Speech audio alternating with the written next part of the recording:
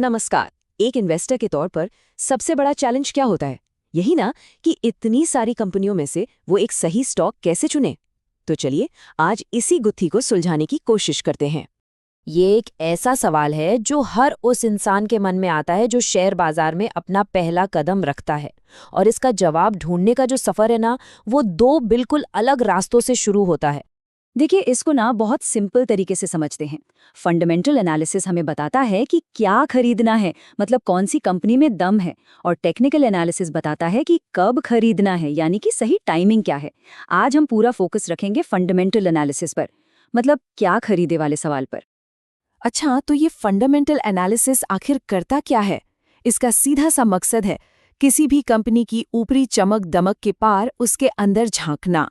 तो यहाँ पर हमारा काम एक जासूस जैसा हो जाता है। हमें ये पता लगाना है कि आज मार्केट में शेयर का जो भी भाव चल रहा है उसे भूलकर उस कंपनी की अपनी असली वास्तविक कीमत क्या है। और इसी असली कीमत को एक खास नाम दिया गया है, इंट्रिंसिक वैल्यू। सच कहूं तो फंडामेंटल एनालिसिस का पूरा खेल बस इसी एक चीज के इर्द गिर्द घूमता है। हमारा लक्ष्य बिल्कुल साफ है। हमें वो स्टॉक खरीदना है जिसका मार्केट प्राइस उसकी इंट्रिंसिक वैल्यू से कम चल रहा हो।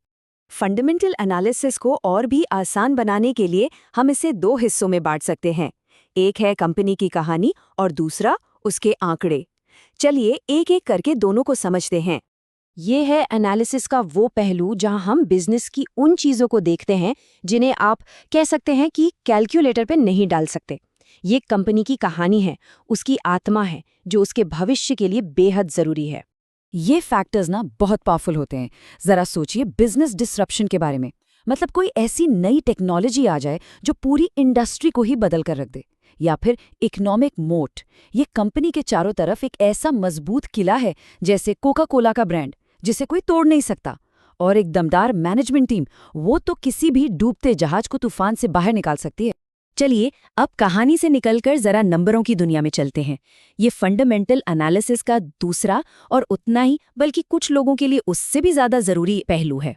यहाँ हम कंपनी की फाइनेंशियल रिपोर्ट्स जैसे बैलेंस शीट और प्रॉफिट लॉस स्टेटमेंट को खंगालते हैं।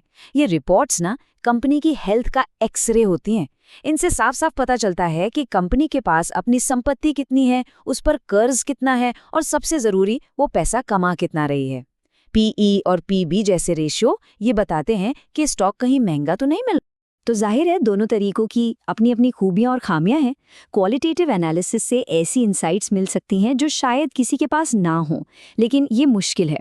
वहीं क्वांटिटेटिव में आंकड़े तो हैं, पर कभी-कभी इतने सारे आंकड़े होते हैं कि इन्वेस्टर एनालिसिस पैरालिसिस में चला जाता है। मतलब वो सोचता ही रह जाता है कि करूं तो क्या करूं। तो अब सवाल ये उठता है कि इतनी सारी जानकारी के समंदर में एक नया इन्वेस्टर गोता कहाँ से लगाए, कहाँ से शुरू करे? चलिए इस उलझन को सुलझाते हैं और एक बहुत ही मजबूत स्टार्टिंग पॉइंट पर फोकस करते हैं। देखिए, क्वालिटेटिव और क्वांटिटेटिव एनालिसिस की दुनिया बहुत बड़ी है, नो डाउट। लेकिन एक ऐसा शॉर्टकट है, एक ऐसा सिग्नल है जो किसी भी कंपनी की सेहत का काफी हद तक सही अंदाजा दे सकता है। जी हाँ, वो शॉर्टकट है कंपनी की अर्निंग्स, यानी उसकी नेट इनकम। दुनिया के कई बड़े और सफल इन्वेस्टर्स किसी भी कंपनी को समझने के लिए सबसे पहले इसी नंबर को देखते हैं। पर आखिर क्यों? इसमें ऐसा क्या खास है? इसके पीछे दो बहुत ही सॉलिड कारण हैं। पहला, अगर किसी कंपनी की कमाई अचानक तेजी से भागने लगे तो ये एक मजबूत इशारा है कि शायद कंपनी ने कुछ ऐसा नया बना दिया है जो मार्केट को दीवाना बना रहा है।